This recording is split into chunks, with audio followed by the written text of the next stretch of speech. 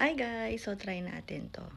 So, house. Oh, sana mapili natin yung magandang house. Try natin. Wow, mansyon! So, mansyon yung bahay natin guys. Ang ganda ba? Baka meron pang ibang maganda, no guys? So, ayan. So, ano yung gusto ninyong klaseng bahay? Yung ganyan, mansyon, bungalow, or building, ayan. And then, money, tingnan natin kung money. Ayan, syempre dollar. Dollar yung nakuha natin. Pero maganda rin yung gold coins, no guys? Kasi hindi natin alam kung magkano yung worth nun. At saka ito, hindi natin alam baka magkano kaya yan? Hindi ko masyadong makita guys kung ilan. Pero okay na rin yan yung money. So car, ano kayang klaseng car? Sana naman yung sports car. Ayan. Luma. Lumang car yung napunta sa atin. Ano ba yan? Pero mali mo, vintage yan, di ba guys?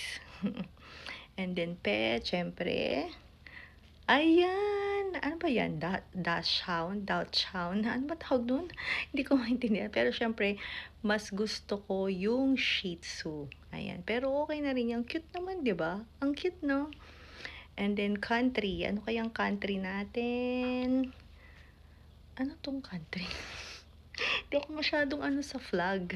Comment down below guys kung anong flag to. Europe ba yan? Anong country sa Europe? Middle East? Asia? Hindi ko alam guys. Hindi ako masyadong kabisado sa mga flags. So, ayan, yung house natin. Oh, maganda na yung house natin. Ito may pera pa tayo. Medyo yung car nga lang vintage. And then pets, swak na swak kasi mahilig tayo sa dog. Mahilig din ako sa cat. Yung nga lang, kasi si G-Style hindi masyadong maano sa cat. Pero yun nga, okay na rin yung dog. Kasi nga, di ba? Pet lover pa rin. And then yung country, hindi ko alam guys kung anong country yan.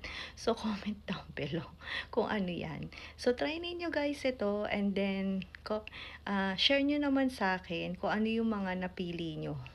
Alright guys, so paano hanggang dito na lang ulit. Thank you guys for watching. See you guys next time. Ingat kayo. Bye guys!